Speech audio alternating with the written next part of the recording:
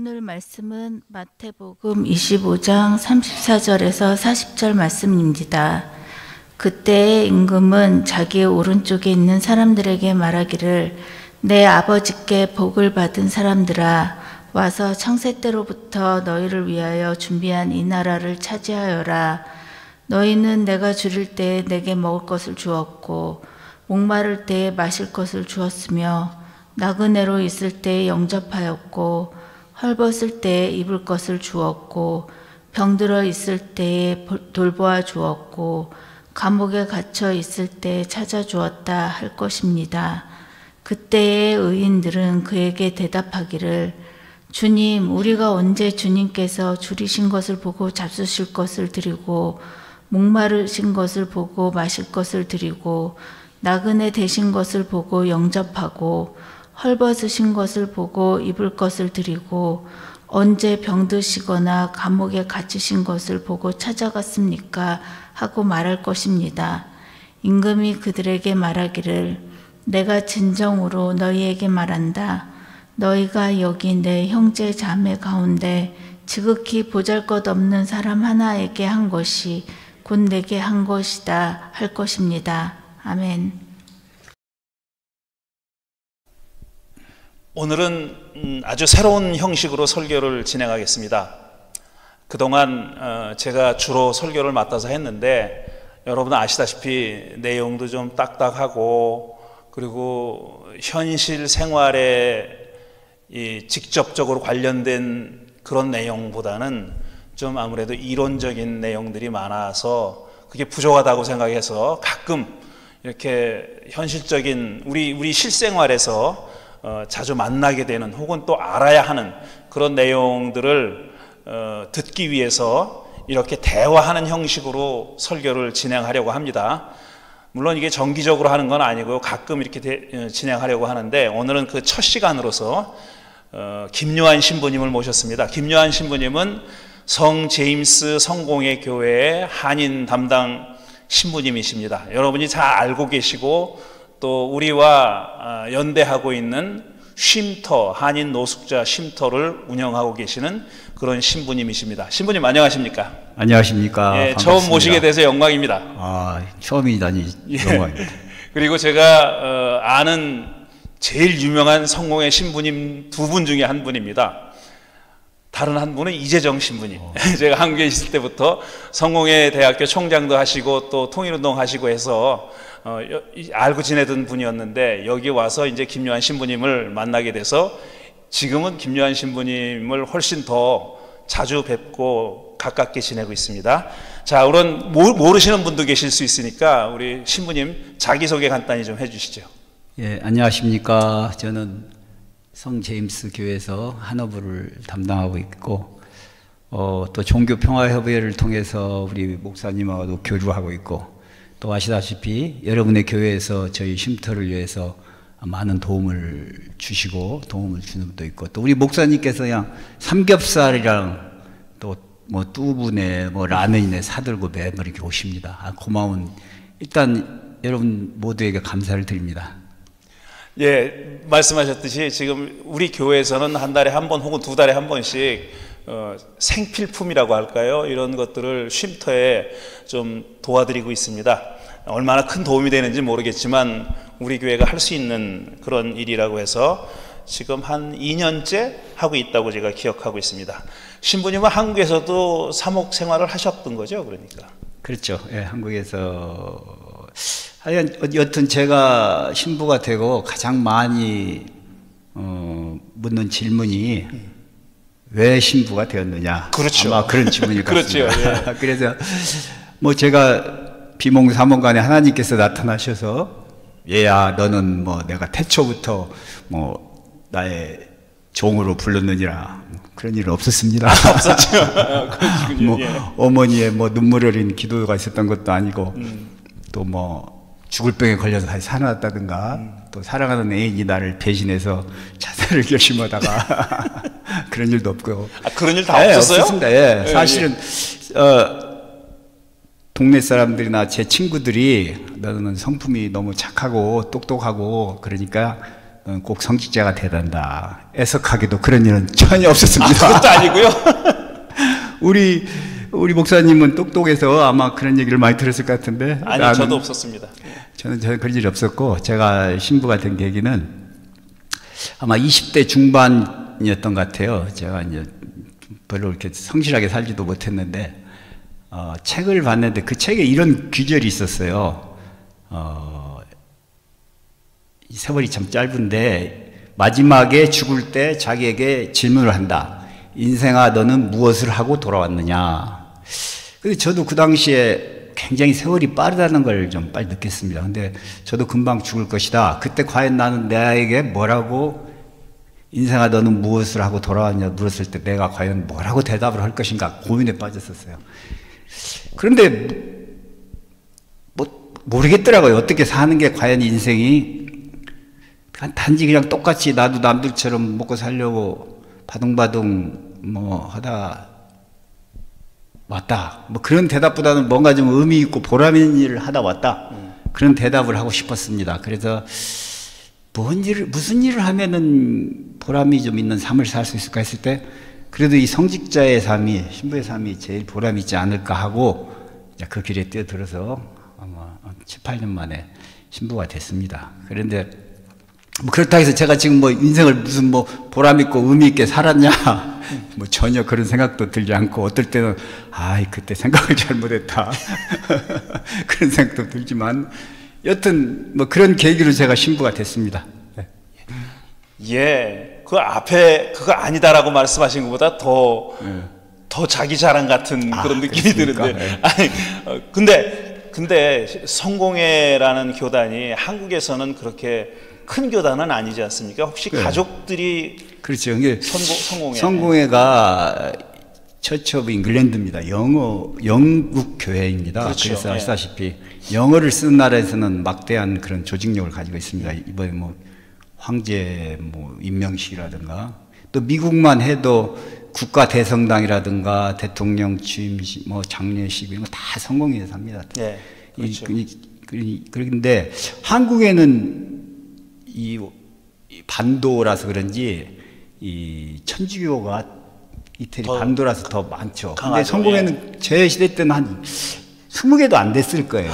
근데 이 시골에 제가 정읍 출신인데 집 앞에 그 교회가 있어서 나가다 보니까, 그래서 성공회. 그러면 세상적으로 말하면 우연이고, 그렇죠. 우연이 된 겁니다. 우리 신앙인들은 하나님의 인도하심이고.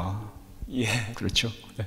그래도 성공회가 사이즈는 작지만 한국 역사에서 또 한국 교회사에서 해온 역할은 상당히 크잖아요. 특히 이제 70년대, 80년대 민주화 운동 시기에는 성공회가 앞장서서 많은 일들을 해왔죠. 그래서 저도 사실 성공회 분들 많이 알고, 제가 신학대학원 다닐 때 성공회 분들이 와서 같이 공부한 적도 있습니다. 왜냐하면은 이게 영국인을 위한 영국인에 의한 영국인의 교회로서 이 교회가 형성이 됐습니다. 예. 그래서 이제 한국에 왔을 때는 왜 한국 땅에 영국인의 교회를 세울 이유가 없으니까 이분들이 한국인을 위한 교회를 만들기 위해서 우리 7년 동안 선교사들이 한국 문화만 공부했어요.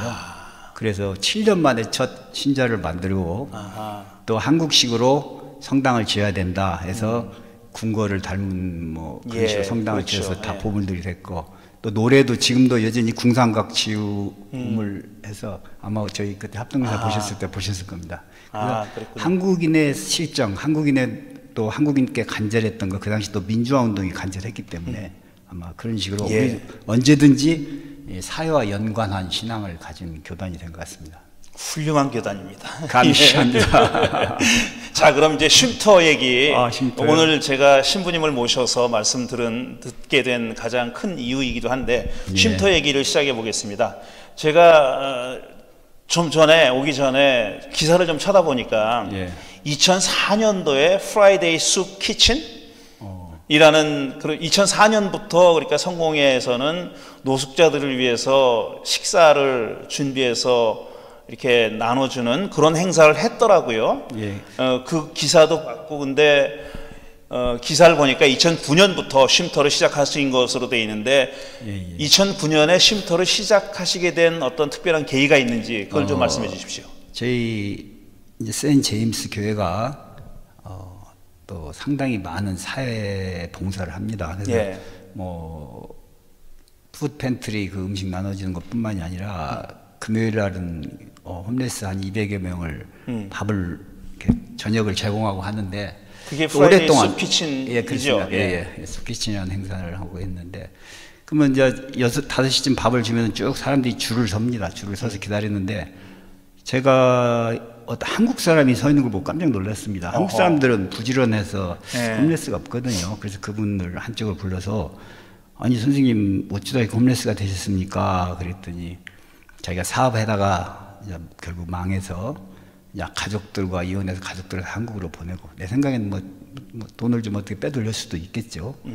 한국으로 다 보내고 자기는 자살을 하기 위해서 이제 뭐 어디 고가도로에 올라갔는데 못 죽겠더래요 도저히. 그래서 이제 그때부터 길에서 살기 시작하면서 한 몇 달 동안 돌아다니는데 여기 성 제임스 교회 저녁이 맛있다 그래서 왔다고 그러더라고요. 그래서 제가 그럼 혹시 선생님 말고 또 다른 한인 노숙자들도 있습니까 하고 그랬더니 이 한인타운에 뭐 한 20여 명이 있다고 그래요. 그래서 지도를 그려봐라 그랬더니 뭐 어느 길에서 누가 자고 있고 어떤 길에서 누가 자고 있고 그러더라고요. 그래서 그분들은 다 알고 있군요. 그러니까 자기들끼리 다 알죠. 하루 종일 낮에 예. 돌아다니니까 예. 다 압니다. 자기들끼리는. 그래서 다 한번 모여서 제가 물어봤어요. 그분들에게 선생님들 가장 필요한 게 무엇입니까? 그랬더니 버스 토큰이 필요하다고 그래요. 그 당시만 해도 토큰 15년 전이니까 토큰을 쓰던 시대였습니다. 그래서 아니 토큰을 어디 가실 일들이 있으시냐니까 땅바닥에서 자면은 아침에 너무 추워서 버스를 타면 몸에 녹는다. 그 당시만 해도 이 텐트가 몸을 녹이려고 버스 예, 그렇죠. 예. 예. 그 당시만 해도 텐트가 없던 시절이었습니다. 어느 순간에 이제 갑자기 한 7, 8년 전부터 텐트가 이렇게 많이 그럼 텐트 없이 그냥 한 데서 거지. 아무것도 그 없이 당시만 그냥 이제 잔 거예요? 그 박스 잠 잘 때입니다. 그러니까 저도 이 캠핑을 다녀봤지만 정말 춥거든요. 그렇죠. 그래서 이제 그분들에게 토큰을 나눠주고 아침에 맥도날드를 사주다가 이 방을 얻어주기 시작했어요. 한 6, 7군데. 굉장히 그 당시 한 200불 정도면은 이 다락방을 얻을 수 있었습니다. 그런데 해주다가 그분들하고 이제 다 함께 모여서 살기 시작했어요. 그래서 2009년도 1월 달부터인가 그때부터 이제 함께 모여서 쭉 살다가 보니까 벌써 한 15년 된 것 같습니다. 예. 그렇게 돼서 이제 노숙자분들을 위해서 잠잘 곳을 얻어 주시다가 이제 함께 모여 사는 그 그렇죠. 쉼터를 만드시게 된 거잖아요. 예, 그건 그렇죠. 언제부터 그러니까 또 2009년 뭐 어떤 일이 계기가 돼가지고 장소를 구하셨어야 되는데. 그렇죠. 2010년도 1월 달인 것 같습니다. 그 당시에 몇 년이요? 몇 년? 2010년 1월 달 아니었나? 2010년 1월 달. 아마 2009년인지 10년인지 제가 근데 왜냐하면은 어떤 분이 한의원을 하는데 침방을 만들어 놨어요. 이 침을 놓기 위해서 예. 방마다 굉장히 조금씩 그렇죠. 예, 만들었는데 그렇게 돼 있죠. 그래서 방이 쫙 있어요. 방을 8개를 이렇게 만들어서 8개를 얻었습니다. 그래서 한 방에 2명씩 잘 수 있게. 그러면서 이제 시작이 됐어요. 근데 거기서 좀 살다 보니까 또 이 시에서 이 사람이 살 데가 못 된다 해서 예. 또 쫓겨나고 그래서 이제 그 당시에 상당히 아파트를 구하기 위해서 돌아다녔는데 누가 홈레스에게 아파트를 주겠습니까? 그래서 예. 결국 고급 콘도를 얻었어요. 고급 콘도는 또 콘도를. 왜냐하면 입구가 들어가는 데가 다르더라고요. 예. 그래서 이제 그 당시 그 매니저에게 좀 이제 봉투도 좀 주고 그렇게 해서 얻어서 살다가 지금의 집으로 오게 된 것은 어떤 아시는 분이 3층짜리 집을 하나를 이렇게 교회에 도네이션을 해주셨어요. 그래서 그 집에서 이제 살게 되었습니다. 그런 지가 우리가 이 집으로 이사 온 지도 벌써 한 7, 8년 된 것 같습니다. 그렇죠. 예. 예. 저는 그 집에 이제 어쨌든 가끔 가지 않습니까? 가서 신부님도 뵈러 가고 또 이제 음식 준비한 것도 전달하러 가곤 하는데 그 집이 상당히 크잖아요. 그러니까 예. 지금 몇 분이나 거기 계시는 거예요? 물론 들락날락 하시니까. 그렇죠. 예. 평균 한 20명, 20명 많을 정도. 때는 30명씩 있었는데 지금 한 평균 항상 한 20명 정도. 한 20여 명씩. 예, 20여 명. 예. 어떠세요? 지금 오늘 제가 마음대로 붙여놓은 설교 제목도 노숙자들과 함께한 14년입니다. 아, 2009년부터 2023년까지 노숙자들과 함께 14년인데 그 14년이 결코 짧은 세월이 아닌데 그 기간에 노숙자들과 지금 함께 계시잖아요. 또 지금 함께 사시죠. 그 쉼터에서 같이 사시는데 뭐 얼마나 많은 일을 겪으셨겠어요. 사실 제가 신부님 처음 만나서 그 쉼터에 대한 얘기를 들었을 때는 제 기억에 남는 얘기는 이겁니다. 힘들고 어렵고 당장이라도 그만두고 싶은데 아직까지 못 그만두는 이유는 뭐냐면은 거기 머물러 계셨다가 재활을 해가지고 나가서 어떤 직업을 가지고 생활하시는 분들이 계시다는 거잖아요. 그분들을 보면은 이 일을 내가 힘들어도 계속 해야 되겠구나 하는 생각을 하신다고 들었거든요. 지난 14년 동안 그 일을 하시면서 기억나는 일이 많으실 텐데 이거 좀 어려운 질문인데 기억나는 사건, 기억에 남는 사람, 실명은 밝히지 마시고요. 좀 말씀해 주시면 좋겠습니다. 한 150여 명이 같이 살았습니다. 그러니까 취직해서 나가는 사람들도 한 3, 40명이 되죠. 아무래도 일자리가 생기면은 뭐 바로 거기서 좁은 데서 고생할 필요가 없으니까 나가죠. 근데 한국 사람들은 부지런하니까 일자리만 있고 능력이 되면 뭐 잘 나가는 편입니다. 그다음에 또 한국으로 돌아가시는 분도 있고 한국으로 돌아가시는 분들은 제가 언제든지 비행기 표를 마련해 드리거든요. 근데 어차피 한국 가서 또 뭐 형편이 그렇고 하니까 잘 안 가려고 그러시더라고요. 한 10여 분은 돌려보내신 것 같아요. 그 다음에 또 돌아가신 분들도 한 3, 40명 되시는 것 같고. 네. 팬데믹 때도 몇 번 장례 치르셨잖아요. 팬데믹 때는 또 이상하게 8명이 돌아가셨는데 전부 60대만 돌아가셨어요. 그럼 상대적으로 젊은 그렇죠. 분이잖아요. 신기하잖아요. 전부 내 또래 60대 후반들. 그리고 한 일주일 전에 한 분이 돌아가셨는데 또 그분은 처음으로 80 되신 분. 그러니까 계속 60대만 8분이 돌아가셨는데 또 팬데믹 때도 코로나로 돌아가신 분 한 분도 없습니다. 코로나로는? 뭐 이래 죽고 저래 죽고 사고로 죽고 막 병으로 지병으로 죽고 했는데 코로나로는 또 한 분도 안 돌아가셨어요. 아니 그 전에 제가 기억나는데 코로나 기간 중에 이상하다고 이렇게 많이 모여서 하는데 코로나 걸린 사람이 한 명도 없다 그러셨잖아요. 그래서 저는 안 믿었어요. 걸렸는데 그냥 슬쩍 지나간 거 아닌가 그렇게 생각했는데. 근데 이제 저희가 그 당시에 좀 많이 살았고 제가 예방 주사를 좀 맞아라. 그래서 이제 대체적으로 다 맞았는데 그 두 분인가는 뭐 굉장히 어떤 그런 이상한 신앙적인 건지 그 백신에 무슨 칩이 들어있다. 예. 기어이 안 맞고 자기는 차라리 나가겠다. 예. 뭐 나간 분이 있습니다. 근데 뭐 글쎄 거기에 백신에 칩이 있다면은 뭐 지금쯤 우리가 조종을 당하고 있는지도 모르죠. 그런 일도 있었고, 하여간 뭐 결코 짧지 않은 세월을 잘 보내고 있습니다. 많이들 살아오시고. 가장 인상적인 사건이나 어떤 인상적인 분, 기억에 남는 분. 뭐 이분들이 한국에서 미국까지 와가지고 홈레스가 되기까지는 정말 이분 한 분 한 분의 얘기를 들으면은요 소설책 한 권으로 안 됩니다. 그렇죠. 참 제가 많은 경험은 사실 간접 경험을 할 수밖에 없죠. 이분들이 이제 자기가 살아온 과정을 또 자기들끼리도 얘기하고 나에게도 또 나만 알게 이야기하는데 뭐 제가 이런 사실 우리 그 쉼터에서 일어나는 사건이라든가 이분들이 한 얘기는 말을 들 수가 없는 부분들이 너무 많아요. 왜냐하면 이건 뭐 우리가 상상할 수 없는 일들이 너무 있고 또 정말 끝까지 또 비밀이 지켜져야 될 일들도 많이 있습니다. 얼마나 힘들겠어요. 미국까지 와서 또 뭐 여러 사람들에게 피해도 많이 줄 수도 있을 것이고 가족 간의 갈등이라든가 뭐 한 사람 한 사람 기억에 안 남을 수가 없죠. 대단합니다. 뭐 다들 잘 지내고 있고 뭐 홈레스들이 착합니다. 홈레스가 된다는 것은 깽이 안 됐다는 거 아니에요.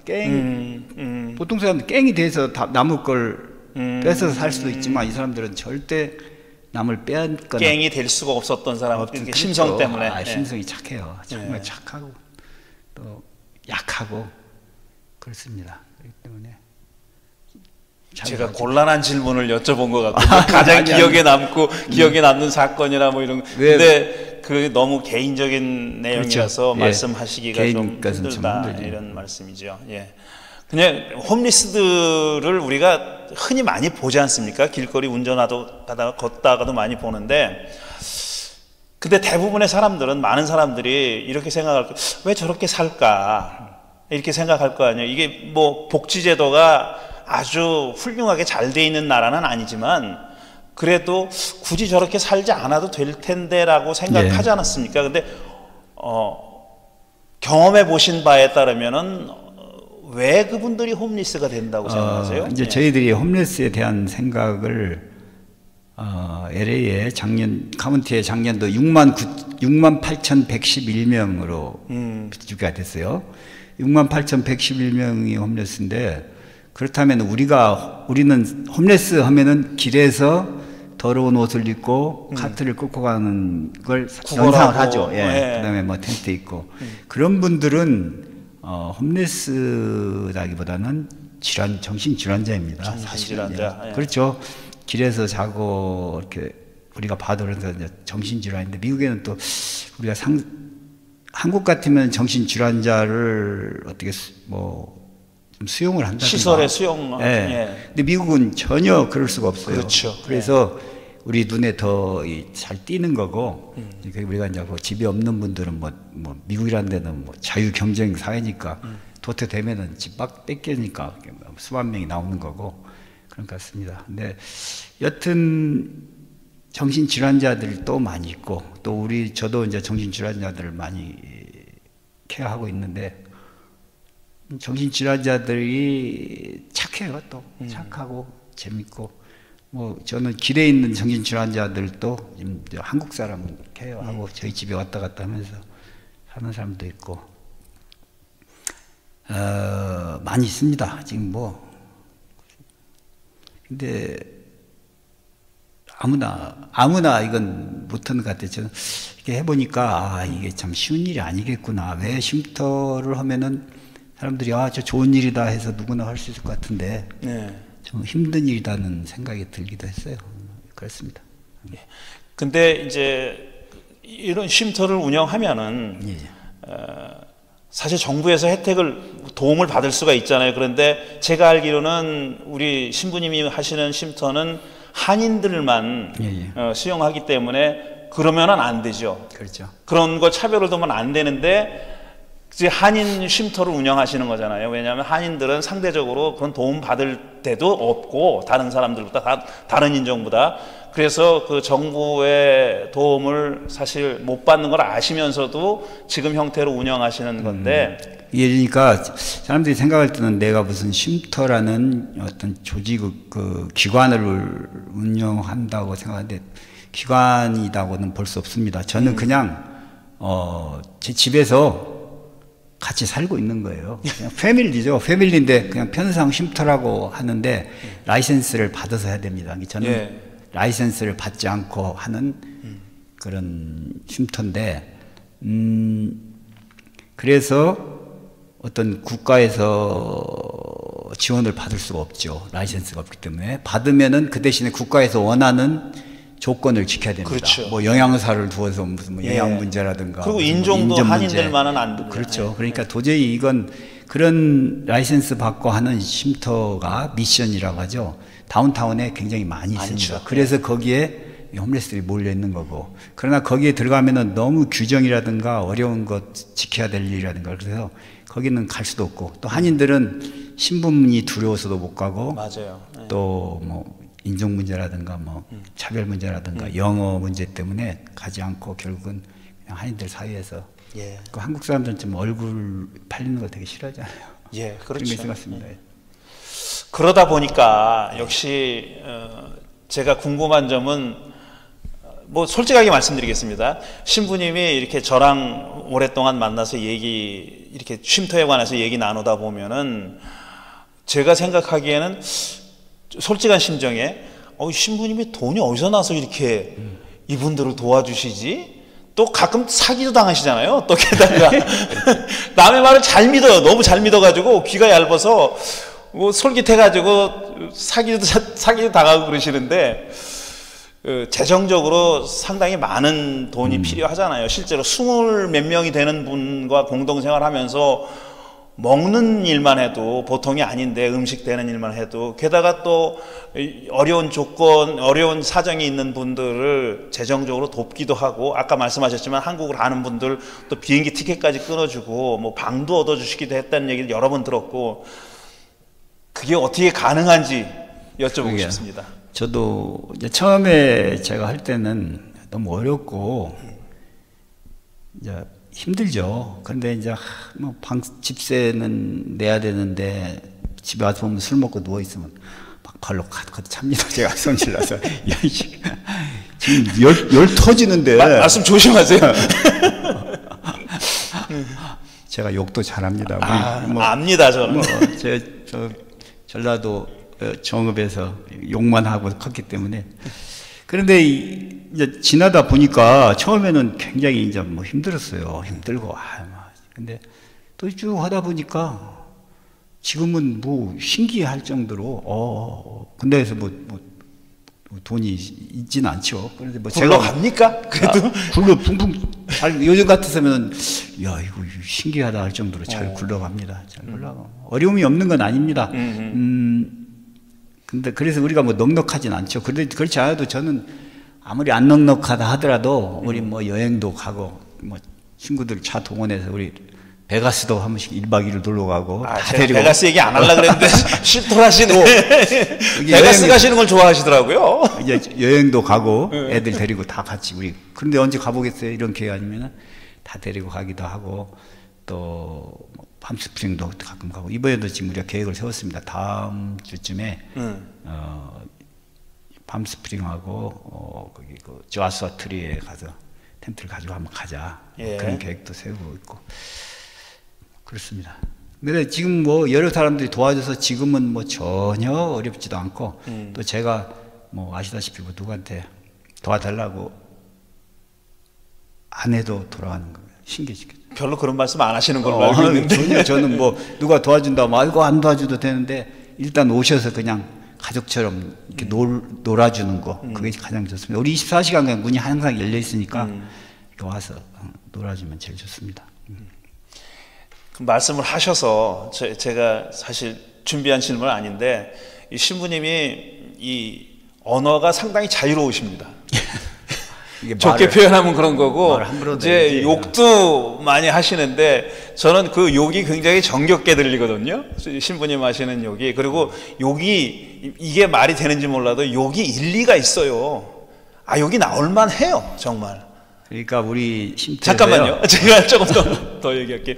근데 그 욕을 하실 때 내용이 그런 거예요. 내가 죄송합니다. 적합한 단어는 아니지만 이 빌어먹을 일을 빨리 그만둬야 되는데 그만 못 두고 은퇴할 때까지는 해야 되겠고 그런데 정말 당장이라도 그만두고 싶다라는 말씀을 많이 하시거든요. 그렇지만 제가 안 지도 벌써 6, 7년 되는데 그만 안 두셨단 말이에요. 앞으로 은퇴하실 때까지는 하실 것 같은데 그렇게 사실 그 노숙자분들이 매우 제가 아는 한 굉장히 순한 분들이에요. 그렇게 대단히 폭력을 휘두르는 것도 아니고 물론 경찰이 자주 출동하죠.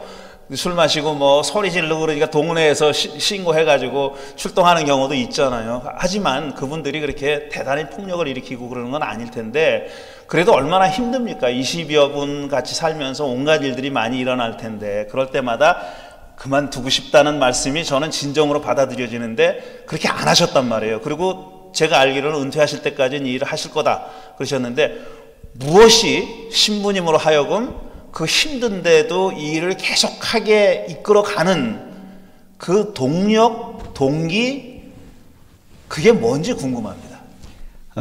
처음 제가 저희 어머니가 좀 인정이 많았어요. 어머니도 많이 아프시고 일찍 돌아가셨는데 동네 걱정 맡아서 하는 병이라고 하더라고요. 근데 저도 유전적이로군요. 그러니까 유전적이야. 불쌍한 사람을 동네 보면, 걱정을 도맡아 하시는 어머니.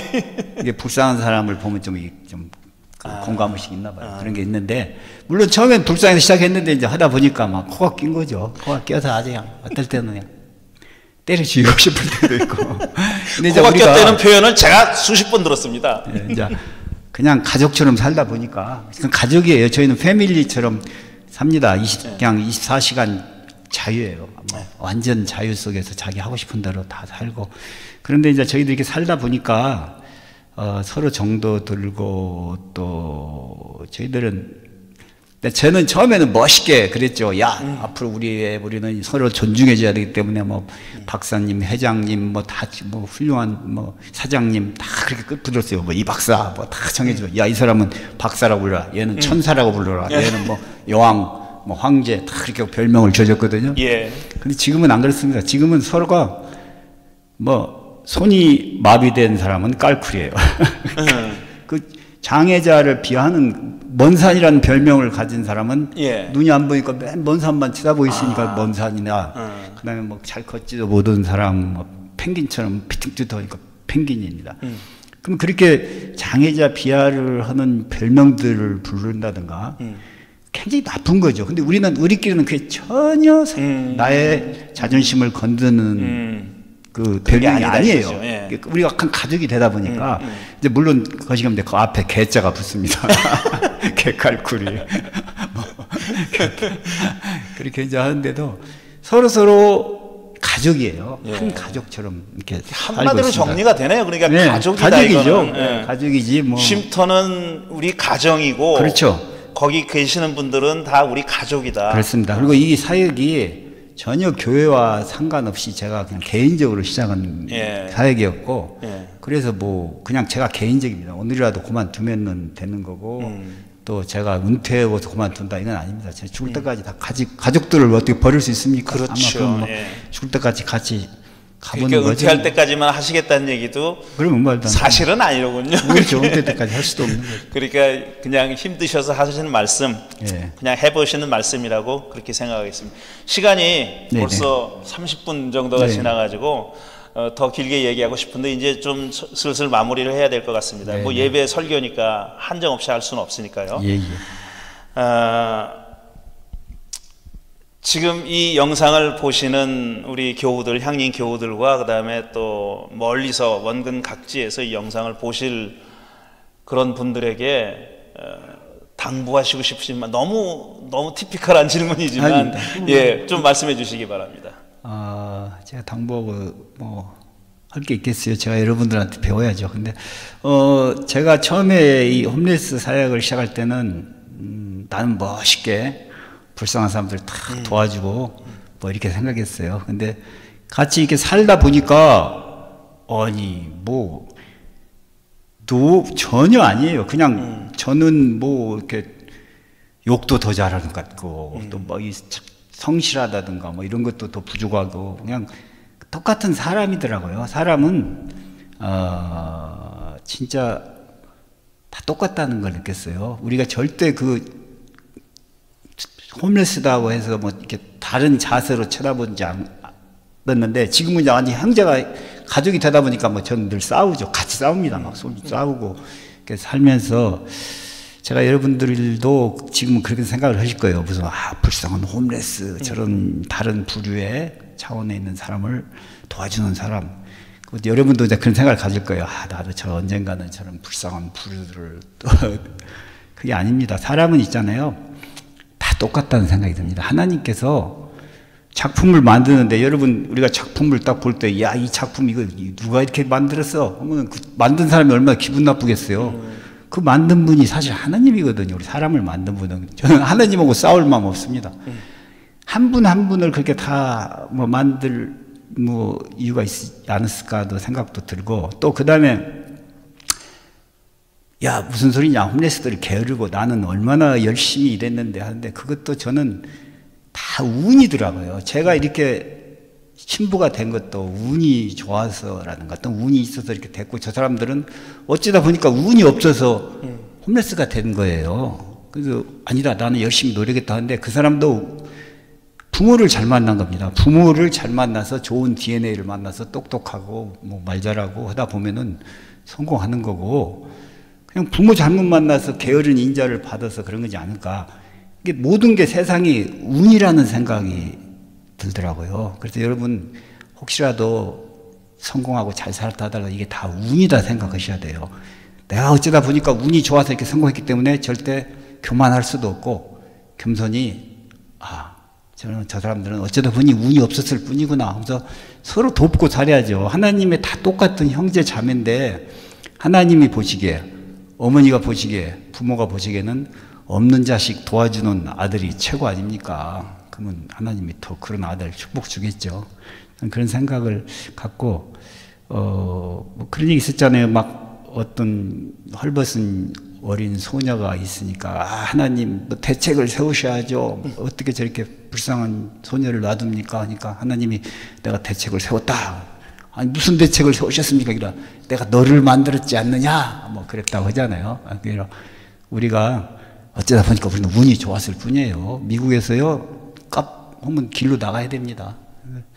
이런 이렇게 다른 사람들을 도울 수 있는 것은 우리에게는 정말 하나님에게 축복을 받을 수 있는 귀한 기회가 왔다. 그렇게 생각하시는 게 좋을까? 뭐 제 생각입니다. 예, 여러분 들으신 분들은 다 우리 향린 교우들은 생각하실 겁니다. 두 사람이 이래서 친하구나. 굉장히 다르잖아요. 저하고 신부님하고 많이 다른 점들이 많은데 왜 이렇게 가깝게 지내냐. 지금 이런 말씀을 어디 교회 가서 해보세요. 그러면 저거 도대체 성공의 신부라더니 순 이단이구나 그랬을 겁니다.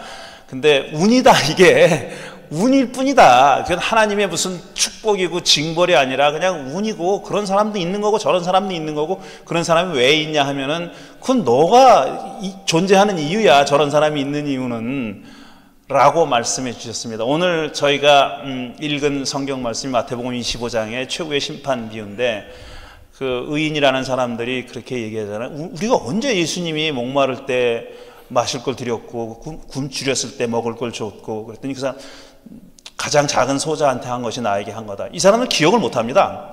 선한 일을 한 사람은 기억을 못해요. 왜냐하면 그게 그냥 늘 하는 일이니까 특별하지 않아서 기억을 못하는 거예요. 근데 악한 사람은 기억하고 있는 겁니다. 내가 왜 안 했어? 했는데, 이런 거거든요. 근데 신부님이 하시는 일, 그 다음에 저희가 오늘 신부님을 모시고 말씀 들은 이유도 바로 이런 겁니다.